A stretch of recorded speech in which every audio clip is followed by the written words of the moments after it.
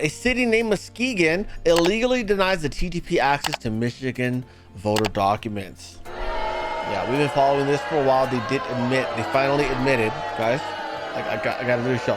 Come down. All right, Muskegon voter fraud investigation captured on a police report that from 2020 that outlines that 8,000 to 10,000 fraudulent voter applications were turned in one day, and another batch of 2,500 are being illegally covered up through the denial of access to the underlying documents.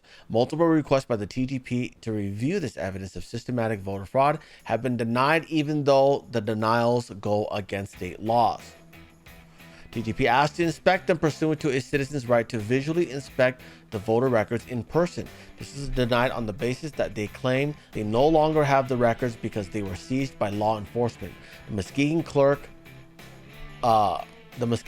Ann Mish, told the TTP she does not have any of the records or even any copies of them, missing a comma. That's why I paused. I was like, what? Clerk Ann?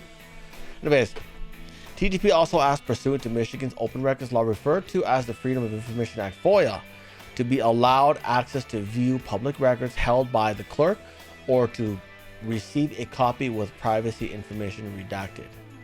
That too has now been rejected. There's no provision of Michigan law which allows a clerk to refuse the public access to visually review these documents, but they are illegally doing it anyways. There is no provision that allows law enforcement. That's a repeat of that last sentence. Why do you guys do that? That is a literal, almost word for word.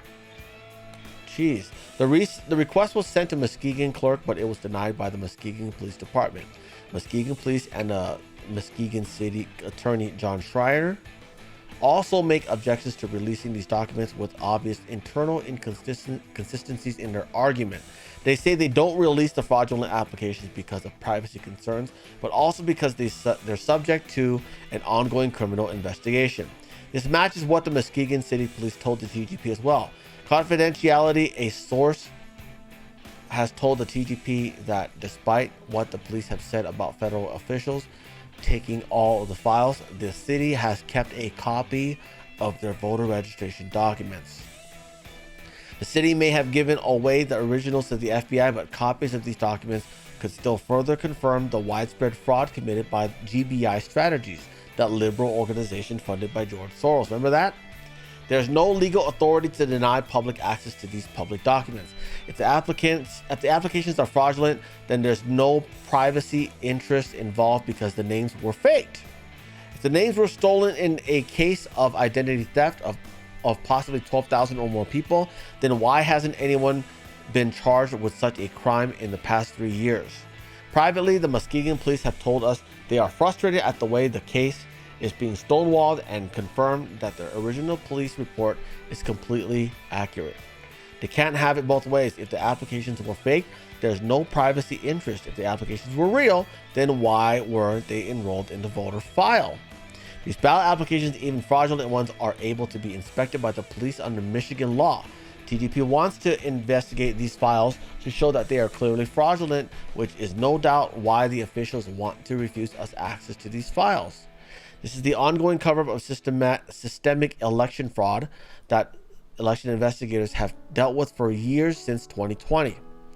One local election integrity investigator, Chris Kajula, told the TTP, he says, when we first FOIA'd the Muskegon city clerk, they didn't even know they received one. They had a special mailbox that they never looked at. Even after I told them, it took them 86 days to complete my simple FOIA for a list of everyone who voted in 2020. Our group asked for poll book information and you have a right to get that, but they denied us based on it possibly being personal information. They could have redacted and sent that to us, and instead they denied us outright. Kajula continued and said they even denied us basic poll book information. We think they did this because they don't want us to see what they're doing.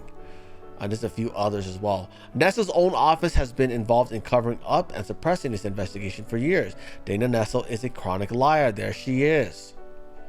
They denied TTP access to view the documents when we arrived in person to inspect the documents, letting us know that FBI is the one in custody of the documents and covering up the criminality of the case.